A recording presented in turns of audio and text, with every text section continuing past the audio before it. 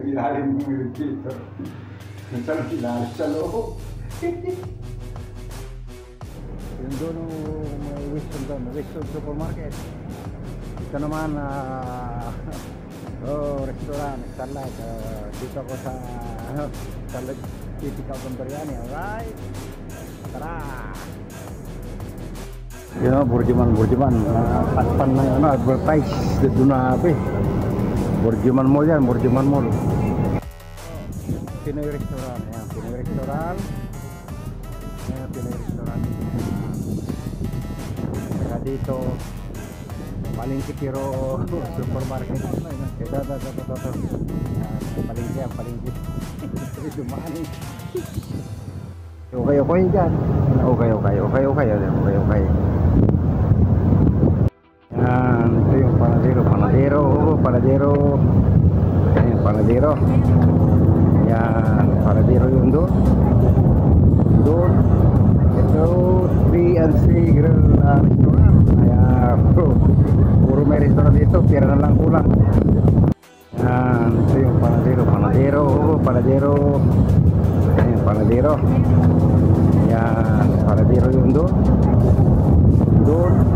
Ito, 3&C Grill Restaurant. Ayan, puro may restaurant dito, pira na lang kulang. Ayan yung Wilson ulit, may Wilson, sentro. Yan, murang bilihin dyan. Mga damit sa bahay. Ito may mga restaurant dito sa likod. Yan.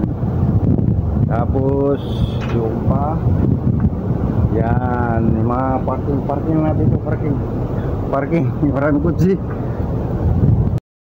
Yan. Yung mga residence doon. Yung mga bago yan, bagong residence yan. Bago yung mga tirahan ng mga tao. Yun o, Lunita Restaurant. Mura manok yan, mura. Saka shawarma. Manok 10 lang, saka shawarma 10. Tatlo. Yan, bagong bukas. Lunita Restaurant, okay? Yan, may grocery din dito. Tapos doon mga restaurant, mga restaurant yan. Nandun yung Philippine Supermarket. Doon. So, Philippine Supermarket. Yan, may mga laundry shop din, kabilaan. Yan. Yan yung Bulgar Restaurant.